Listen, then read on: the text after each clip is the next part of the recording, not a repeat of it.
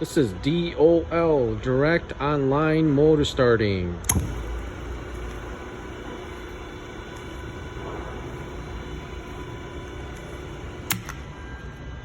Before we had VFDs and soft starters and all that good stuff, this was how motors were controlled. Was how motors were turned on. Just a simple contactor and an overload. Together, it is called a motor starter. On a wiring diagram, this was how you would control it. Just a simple stop-start right to the coil. Use a pair of normally open contacts from the motor starter to latch in and keep it running, and an overload. Very basic, very simple. So with going back to the basics, let's see how this is wired up. So let's take a look at the control side first. So we have power coming from our power source of our control side.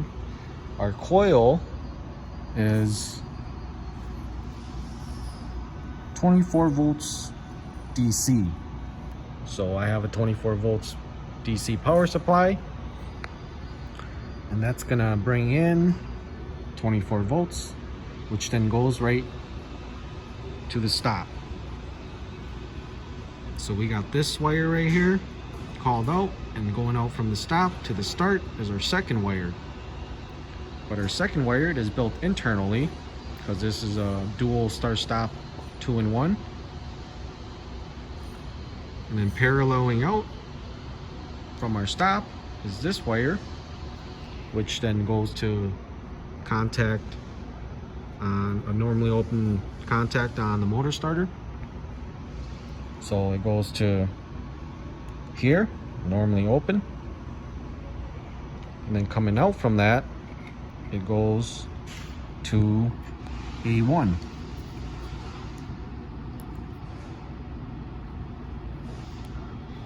A1, and that's the wire right here that comes out to A1. And this wire coming right out from the start, also goes to A1.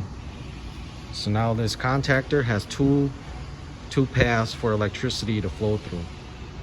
Initially, it's going to start from the start button. Once you push it, it starts up the coil, but then the coil energizes, and it's going to close this set of contact, keeping it latched in. So now it has memory to stay latched. And coming out from our coil is the return side or the negative side.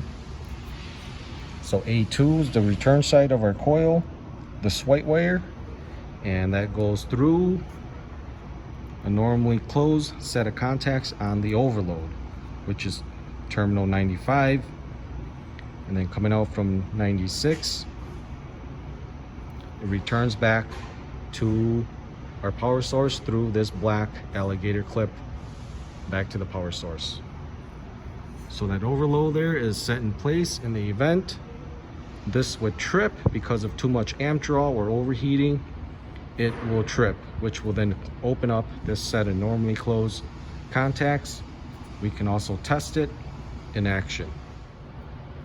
So let's test how the motor overload works before we continue. We start it up, and we're going to simulate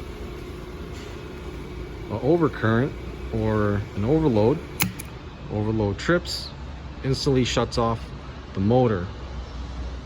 And once that overload trips, we cannot restart it. We cannot restart it once that overload trips. And the only way to restart it is to come and see right there, reset. Push that in to give it a reset. And then we can once again start it up.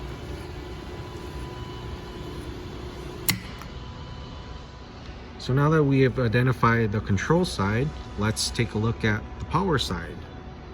So on the power side, we have L1, L2, and L3 coming in to the contactor. And that is right here. This is our power cable. We have L1, L2, and L3 coming right into our contactor.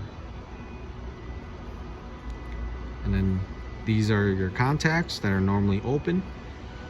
They are located right here internally inside this contactor.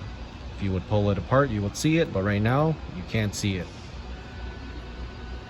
Coming down, here are your overload elements. So this is our overload right here. This portion right here, section here, is our overload, and the elements are located inside there. And then coming out from our overload, we have wires T1, T2, and T3. So here's T1, T2, and T3. And here are the wires, our three-phase wires coming out. And from those wires, it goes directly to our motor.